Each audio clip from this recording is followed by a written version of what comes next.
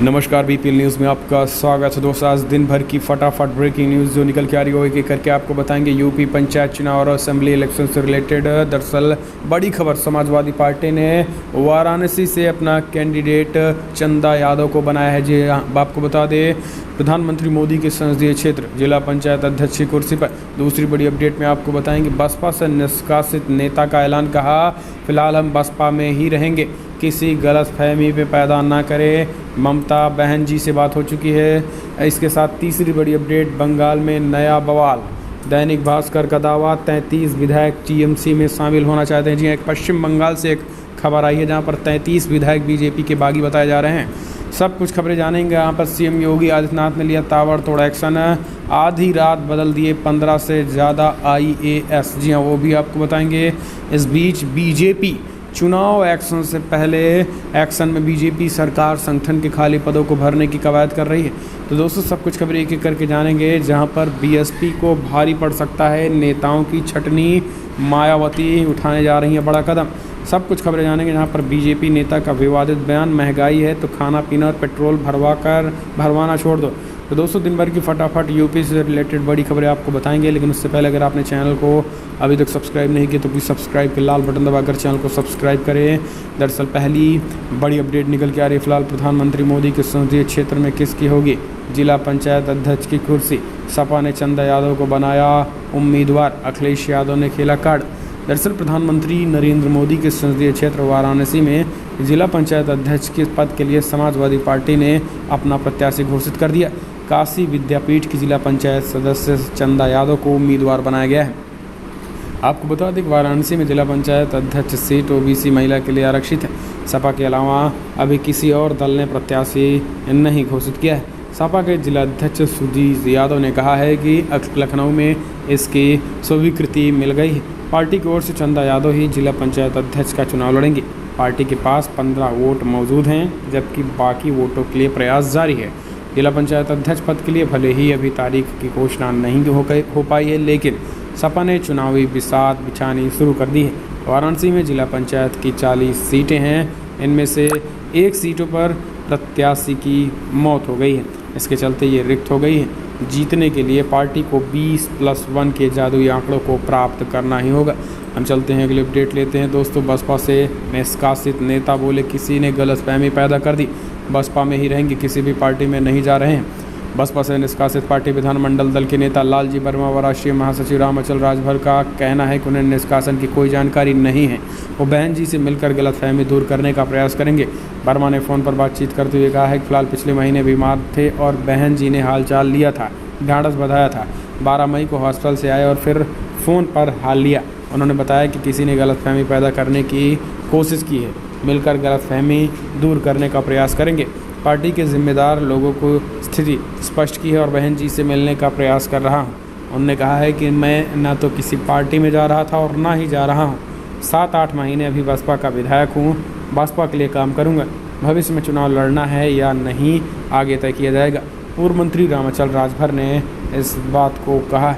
हम चलते हैं अगले अपडेट। बंगाल में अब नया बवाल, दैनिक भास्कर का दावा, बीजेपी के 33 विधायक टीएमसी में शामिल होना चाहते हैं। जी हाँ, एक और पश्चिम बंगाल से बड़ी खबर आ रही है। दरअसल पश्चिम बंगाल विधानसभा चुनाव के दौरान टीएमसी प्रमुख ममता बनर्जी ने दावा किया था कि खेला होवे। लगता है कि ममता बनर्जी अपने इस दावे पर आगे बढ़ रही हैं। पीएम मोदी पूरी केंद्र सरकार दर्जन भर मुख्यमंत्री, आरएसएस की फौज को अकेले अपने दम पर परास्त करने के बाद दीदी बंगाल में भाजपा को नेस्त नाबूद करने की तैयारी में है। खबरें आ रही है कि बंगाल में भाजपा के 33 विधायक टीएमसी में जाने के इच्छुक हैं। वैसे चुनावी नतीजों के बाद बड़ी संख्या में भाजपा नेताओं ने सार्वजनिक रूप से पुनः दीदी के साथ जाने की इच्छा जाहिर की थी। अब 33 विधायकों के टीएमसी ज्वाइन करने की चर्चा को ने भाजपा नेतृत्व के कान खड़े कर दिए हैं। आपको बता दें कि अगर सब कुछ ठीक रहा तो पश्चिम बंगाल में जल्द ही सियासी तूफान की खबरें भी सार्वजनिक हो जाएंगी। हम चलते हैं अगले अपडेट। अब गाज़ियाबाद की मस्जिदों से हुआ वैक्सीन लगवाने का ऐलान। जी हाँ, दरअसल गाज़ियाबाद यूपी सरकार द्वारा कोरोना नियंत्रण के लिए चलाए जा रहे वैक्सीनेशन को लेकर गांव-गांव में अभियान चल रहा है।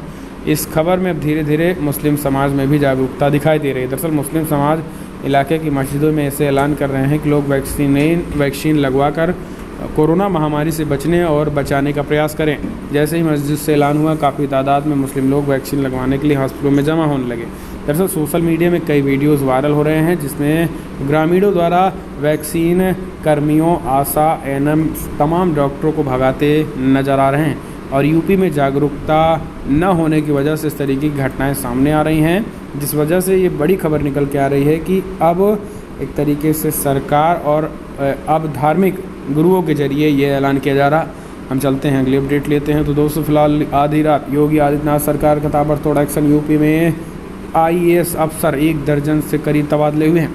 दरअसल यूपी शासन ने गुरुवार को आधी रात के बाद 1 दर्जन से अधिक आईएएस अफसर का तबादला कर दिया है। 6 जिलों से नए डीएम तैनात किए गए हैं। इसके अलावा कुछ कमिश्नर भी बदले गए हैं। शासन स्तर पर भी प्रशासनिक फेरबदल हुआ है। मुरादाबाद के डीएम राकेश कुमार सिंह को इसी पद पर गाजियाबाद भेजा गया है। उपाध्यक्ष प्रयागराज विकास प्राधिकरण अंकित कुमार अग्रवाल अब एटा के नए डीएम होंगे। विशेष सचिव पंचायती राज बालकृष्ण त्रिपाठी को अमरोहा का डीएम बनाया गया है। लखीमपुर खीरी के जिलाधिकारी शैलेंद्र कुमार सिंह मुरादाबाद में नई जिम्मेदारी संभाल रहे हैं। तो लगभग इस तरीके से 1 दर्जन आईएएस के तबादले किए गए। हम चलते हैं अगले अपडेट लेते हैं। दोस्तों बड़ी खबर, यूपी में चुनाव से पहले एक्शन में बीजेपी सरकार संगठन के खाली पदों को भरने में कवायद किया तेज। बीजेपी की राष्ट्रीय संगठन महामंत्री बीएल संतोष के 3 दिन के तक लखनऊ में रहे और मंत्रियों और विधायकों के मिलने के नतीजे अब सामने आने लगे। जानकारी के मुताबिक सबसे ज़्यादा शिकायतें इस बात की थी कि प्रदेश में तमाम निगम, आयोगों और प्रकोष्ठों में जगह खाली हैं और सरकार इन्हें भर नहीं रही। इसके चलते बड़ी दिक्कत हो रही। सूत्र बताते हैं कि संगठन सरकार के साथ मिलकर इन खाली जगहों में भरने की कवायद शुरू कर दी है, जो कि आने वाले 1 महीने में पूरी हो जाएगी। दरअसल अभी तक जानकारी के मुताबिक प्रदेश में अल्पसंख्यक आयोग, अनुसूचित जाति आयोग, अन्य पिछड़ा आयोग में अध्यक्ष पद लंबे समय से खाली है। भाजपा में महिला मोर्चा, किसान मोर्चा, युवा मोर्चा, अनुसूचित जाति मोर्चा, अन्य पिछड़ा वर्ग मोर्चा और अल्पसंख्यक मोर्चा में भी अध्यक्ष नहीं है। बीजेपी के मीडिया विभाग और मीडिया संपर्क विभाग के टीम की कमी है। हम चलते हैं अगले अपडेट आपको बता दें। दोस्तों बड़ी खबर, भाजपा नेता के अजीब बोल, महंगाई है तो खाना पीना और पेट्रोल भरवाना छोड़ दो, कम हो जाएगी। जैसे छत्तीसगढ़ के पूर्व मंत्री बृजमोहन अग्रवाल के एक बयान से राज्य में सियासी पारा गर्म हो गया है। पूर्व मंत्री बृजमोहन अग्रवाल ने कहा कि जिन्हें महंगाई आपदा लगती है वो खाना पीना छोड़ दें और पेट्रोल भरवाना भी छोड़ दें। इस दौरान उन्होंने कांग्रेस को आड़े हाथों लेते हुए कहा है कि अगर कांग्रेस को वोट देने वाले और कांग्रेसी ऐसा कर लेंगे तो महंगाई कम हो जाएगी। अब आप समझिए, ये भाजपा के विधायक हैं। इस पर सुशील आनंद शुक्ल ने, कांग्रेस के जो विधायक हैं, उन्होंने बड़ा हमला बोला। उन्होंने कहा कि देखिए, भाजपा विधायक की बेशर्मी भरी सलाह, जनता खाना पीना बंद कर दे तो पेट्रोल डीजल का उपयोग बंद कर दे, महंगाई कम हो जाएगी। अब ये इस तरीके के बेतुके बयान।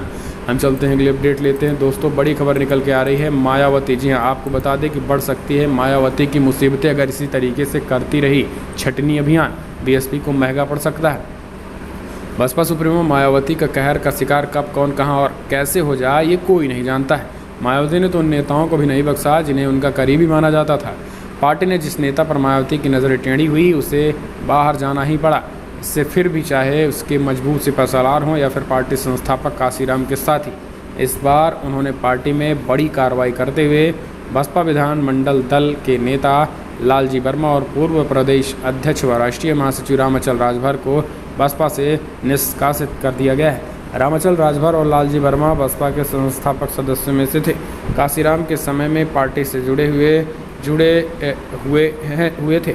दोनों ही नेताओं के बसपा से निष्कासित करने की कार्रवाई के बाद पत्र जारी कर दिया गया और उन्हें पार्टी को ना तो किसी कार्यक्रम में बुलाया जाएगा और ना ही बसपा की तरफ से कभी चुनाव लड़ाया जाएगा। हम चलते हैं अगले अपडेट लेते हैं। दोस्तों बड़ी खबर निकल के आ रही है, आपको बता दें फिलहाल यूपी समाजवादी पार्टी ने किया खुलासा, कहा दोगुनी आय का सपना दिखाकर किसानों को वोट हथियाने वाली भाजपा सरकार में किसानों को उनकी फसलों का दाम भी मिलना हुआ दूभर। जी हाँ, बड़ी अपडेट, ताज़ा मामला एटा से निकल के आया जहाँ पर क्रय केंद्र, दरअसल क्रय केंद्रों पर बोरे खत्म हो चुके हैं और गेहूं की खरीद कैसे हो। गेहूं खरीद चल रही है प्रदेश भर में, लेकिन कहीं कोई व्यवस्था नहीं है। वरदाना खत्म होने से नहीं हो पा रही है गेहूं की तौल। कहीं ट्रैक्टर गेहूं पड़े लदे हैं, कहीं ट्रैक्टर में खाली गेहूं है और बोरियां नहीं हैं, तो कहीं सेंटर से लोग ही गायब हैं जो खाद्य विपणन अधिकारी। तो तमाम तरीके की दिक्कतें आ रही हैं और सरकार ये दावे कर रही है कि भैया सब ठीक है और तेज़ी के साथ गेहूं खरीदा जा रहा है। सच्चाई ये है कि बिचौलियों को गेहूं बेचने पर किसान मजबूर हो चुके हैं और सरकार के जिस तरीके से नए सिस्टम में पूरी तरीके से परेशान हो रही है, कारण एक आए दिन न्यूज़ चैनलों में सब कुछ चल रहे हैं। और अमर उजाला ने कई ज़िलों में इस तरीके की खबरें गेहूं खरीद को लेकर उठाई हैं। तो दोस्तों बड़ी खबर में इतना है, लेकिन अगर आपको वीडियो पसंद आया तो लाइक करें, शेयर करें और कमेंट के माध्यम से आप अपनी राय देना ना भूलें। इस वीडियो में इतना ही। जय हिंद, जय भारत।